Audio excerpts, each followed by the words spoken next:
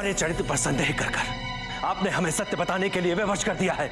आपके पिताश्री और महायोद्धा परमवीर सिंह अब इस संसार में नहीं रहे। राजकुमारी के मन से उस युवराज को निकालकर फेंक दीजिए, अन्यथा एक पिता के हाथों अपनी कन्या का वध हो जाएगा। स्वामी त्रिलोकीनाथ को हमसे क्या कार्य है? ये तो नहीं पता, किंतु वो आपसे तुरंत मिलने के इच्छुक है। जाओ जाकर कह दो उन्हें, हमें उनसे नहीं मिलना। मुझे तो ये अहमद चाचा के साथ नाजिम चाचा दिखाई दे रहे हैं। चलो इनको कार्य पे लगा देते। चल ठहरिए नाजिम चाचा।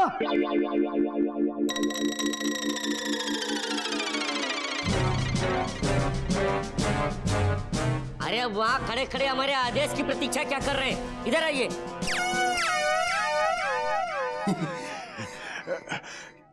क्या बात है छोटे हजूर? छोटे हजूर, आप लोग इतने गुस्से में क्यों हैं?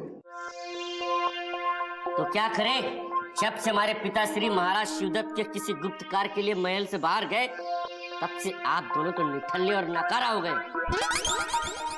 नकारा? ये आप क्या कह रहे हैं नन्हे हुजूर? हम दोनों से ज्यादा नकारे तो आपके अब्बा हुजूर हैं, फिर आप हमारी तारीफ क्यों कर रहे हैं? क्या?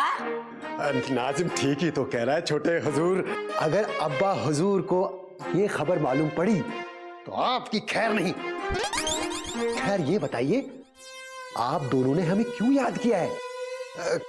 हुक्म फरमाइए हुजूर। हमने आपको महाराज शिवदत्त के आदेश से बुलाया है। तुरंत महाराज शिवदत्त के आदेश का पालन कीजिए, वरना महाराज आपको सूली पे चढ़ा देंगे। आप हमारे शहंशाह का हुक्म तो बताइए। उनके एक हुक्म पर हम दोनों अपनी गर्दन कटवा सकते हैं। इन्हीं उंगलियों से अपनी दोनों आंखें निकालकर फेंक सकते हैं। बस बस, अभी इसकी आवश्यकता नहीं है। यदि जंगल से खाली हाथ लौट कर आए तब अब शीघ्र जंगल में जाकर शेर का चुल्लू भर दूध लेकर आओ। और याद रखना, यदि खाली हाथ महल में आए तो महाराज शिवदत्त आप दोनों का शीश काटकर महल की दीवार पर चिपका देंगे। मगर हुजूर, शेर का दूध कहां से मिल सकता है?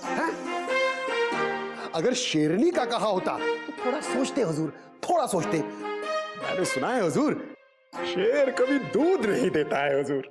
वो सब हम नहीं जानते। महाराज शिवदत्त ने आदेश दिया तो शेर क्या, हाथी का भी दूध लाना होगा। अब तुम दोनों तुरंत जंगल की ओर निकल जाओ और हम महाराज शिवदत्त को ये संदेश संबलपुर पहुंचा देते हैं कि हम दोनों ने तुम्हें कार पे लगा दिया। चलो भीम, चलो।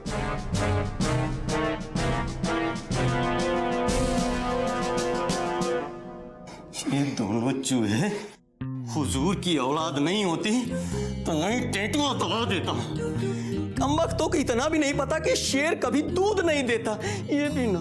घबराओ नहीं नाजिम मियां, इन दोनों को भी छठी का दूध नहीं याद दिलाया तो मेरा नाम भी अहमद नहीं।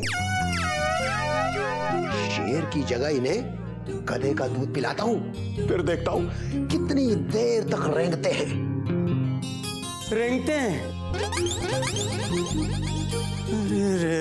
रे, तुम भी इन दोनों से कम मूर्ख नहीं हो, ज्यादा हो। अरे गधा का भी अरे गधा नहीं, गधी कहो, गधी।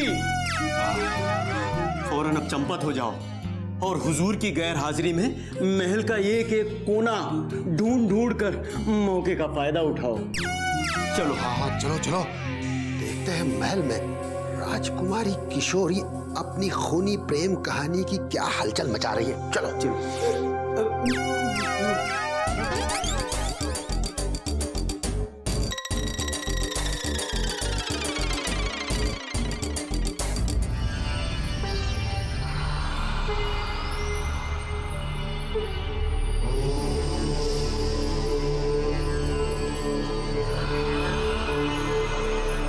बम बम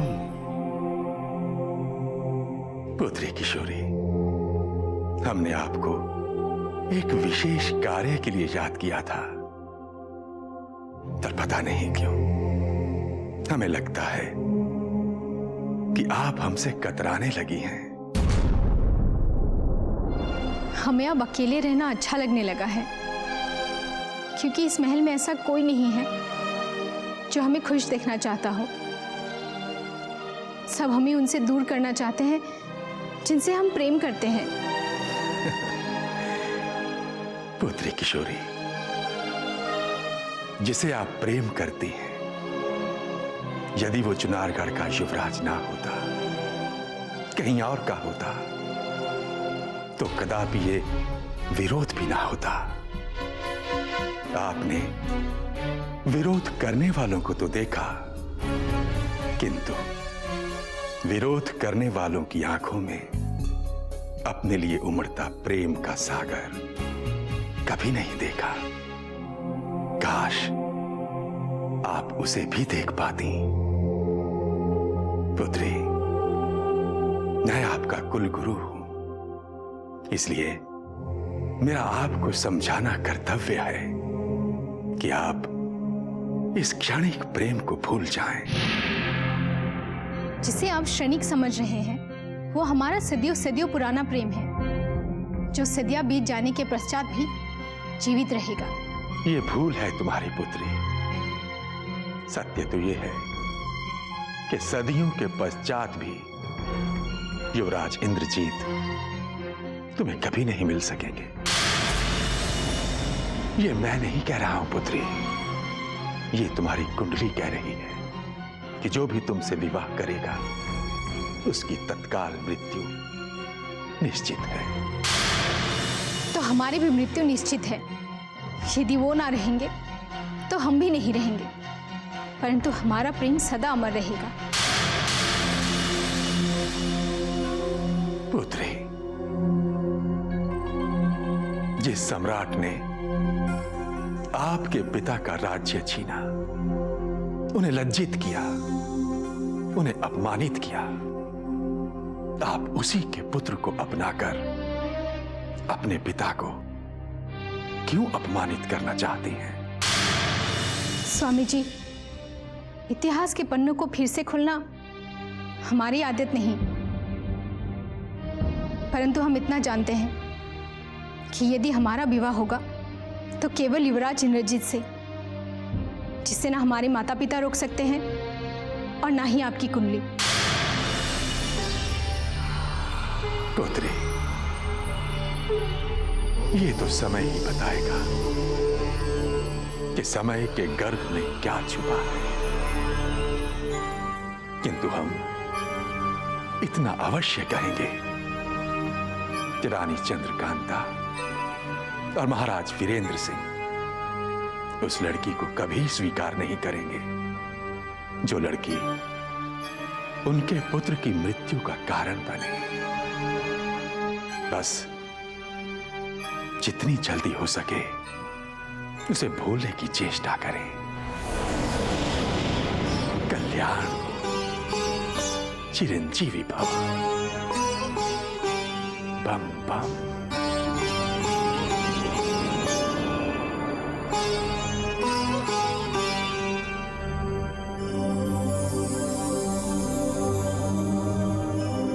सत्य चाहे जो भी हो, परंतु हम जिएंगे भी उनके लिए और मरेंगे भी उनके लिए।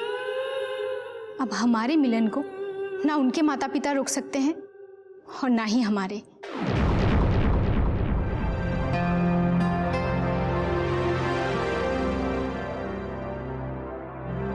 बम बम।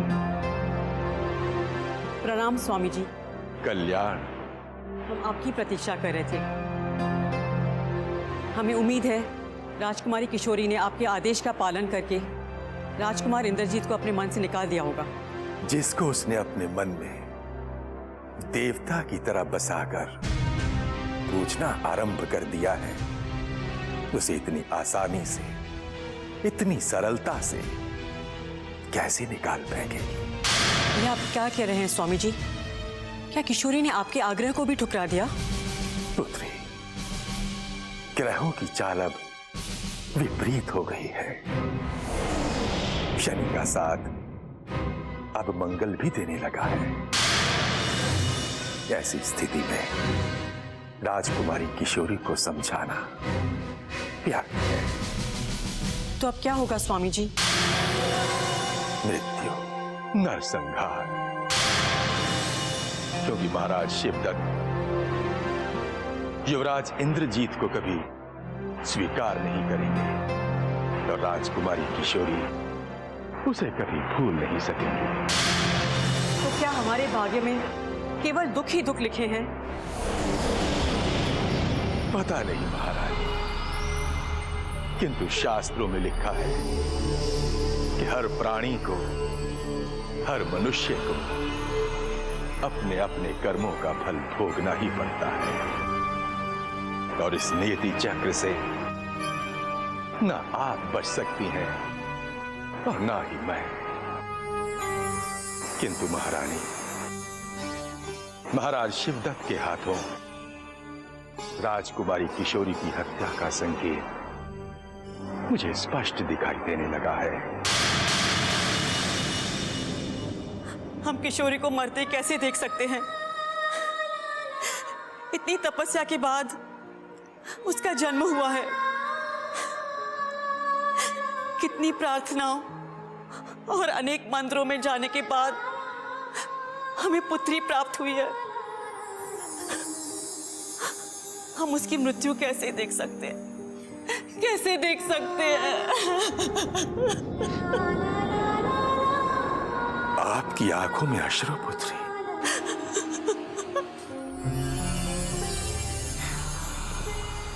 उठो पुत्री,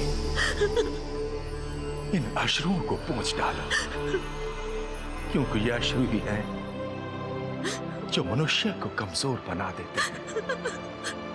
और एक बात सदैव स्मरण रखना कि हर निराशा में एक आशा छुपी हुई होती है और हमें उस आशा का दामन कभी नहीं छोड़ना है, क्योंकि यही आशा है जो हमें जीने के लिए प्रेरणा देती है। पुत्री, मैं निश्चित रूप से कह सकता हूं कि यदि हमारे सिद्ध किए हुए रत्न ने कार्य करना आरंभ कर दिया तो राजकुमारी की बुद्धि पलटने में किंचित मात्र भी समय नहीं लगेगा। किस पत्थर की बात कर रहे हैं आप स्वामी जी? एक डूबते को तो तिनके का सहारा भी काफी है। बस आप राजकुमारी को बचा लीजिए, हमारे कोख को सूनी होने से बचा लीजिए। पुत्री, नीलम का ये विशेष पत्थर शनि के प्रकोप को टाल तो नहीं सकता, किंतु हां, उसकी वक्र दृष्टि को कम अवश्य कर देगा।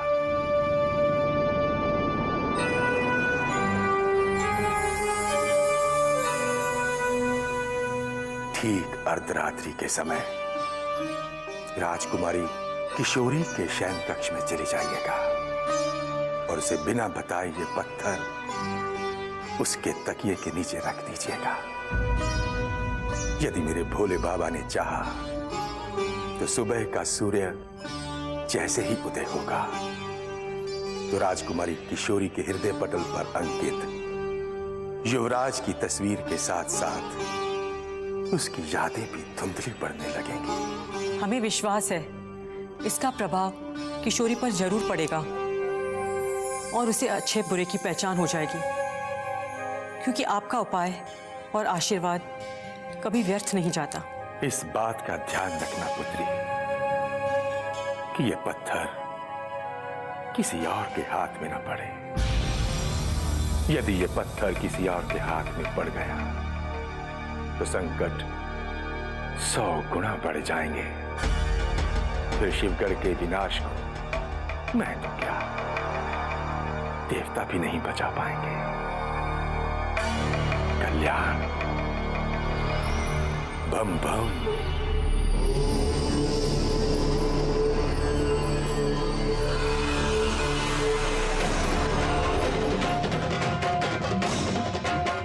इस पत्थर को राजकुमारी तकिया के नीचे रख देना, किंतु याद रखना कि राजकुमारी को इसके विषय में पता ना चले। आपने विजयगढ़ जाने का निर्णय ले लिया? ये आप क्या कह रही हैं राजकुमारी जी? हाँ, हमने युवराज इंद्रजीत सिंह के पास जाने का निर्णय कर लिया है, क्योंकि इस महल में सब हमारे विरुद्ध हो गए हैं और किसी भी वक्त महल के 4 दीवारी में हमें कैद किया जा सकता है, ताकि हम उनसे कभी ना मिल सके। किंतु आपका महल से बाहर निकलना असंभव है राजकुमारी, क्योंकि भवानी सिंह और सोमनाथ ने महल के चप्पे चप्पे पर कड़ा पहरा दे रखा है और उनके सैनिकों और गुप्तचरों की दृष्टि से बचकर निकलना कठिन है। उनके ही नहीं संध्या, बल्कि महारानी जी के गुप्तचर भी महल पर अपनी कड़ी दृष्टि जमाए हुए हैं। इसलिए राजकुमारी जी, आप एक बार अपने निर्णय पर फिर विचार कर लीजिए, वरना संकट और अधिक बढ़ सकता है। हमने महल के गुप्त सुरंग से भागने की योजना बनाई है, इसीलिए हमें कोई नहीं देख सकेगा और हम उसी सुरंग का प्रयोग करेंगे जिसने युवराज इंद्रजीत सिंह को विजयगढ़ के मार्ग तक पहुंचाया था। निसंदेह आपको सफलता अवश्य मिलेगी। अब आप यहाँ से बाहर निकलने का समय अतिशीघ्र निश्चित कर ले राजकुमारी। समय निश्चित हो चुका है। आधी रात होते ही हम सुरंग के गुप्त द्वार तक पहुंच जाएंगे। हम आपकी दासियां हैं, किंतु आपने सदा हमें अपनी सहेलियों की तरह रखा। अब आप हमें अकेले छोड़कर मत चले जाना। सुख में साथ निभाया है तो हम आपका दुख में भी साथ निभाएंगे। जानते हैं, परंतु हम तुम्हें अपने साथ नहीं ले जा सकते, वरना हमारी योजना ध्वस्त हो सकती है। परंतु कैसे? क्या योजना बनाई है आपने?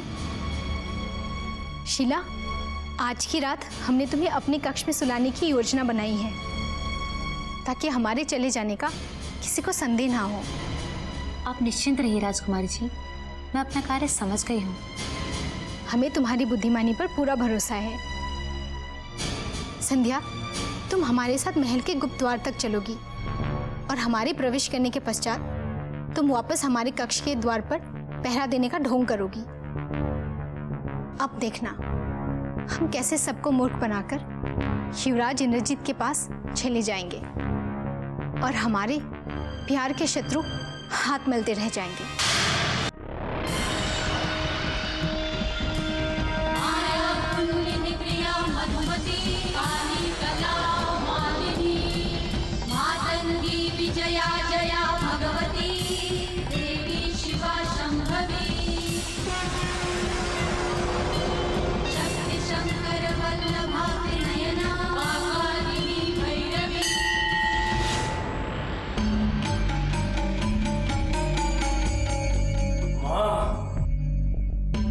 शिवगढ़ की धरती को कलंकित करने का निर्णय ले चुकी है वो राजकुमारी। जिस शत्रु के शीश को काटकर हम तेरे चरणों में चढ़ाना चाहते थे, उस शत्रु के गले में वरमाला डालना चाहती है वो राजकुमारी। किंतु तेरा ही पुत्र उसके इस स्वप्न को कभी पूर्ण नहीं होने देगा। मां,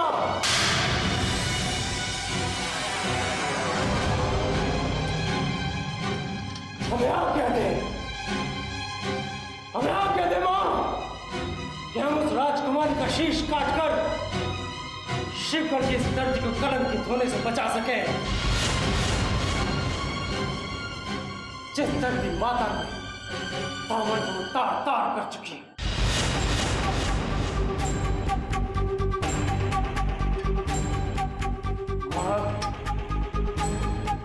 अब सर्वप्रथम तलवार पर उस राजकुमारी का दूषित रक्त श्रृंगारित होगा जो शिवगढ़ की इस पावन धरती को कलंकित कर रहा है।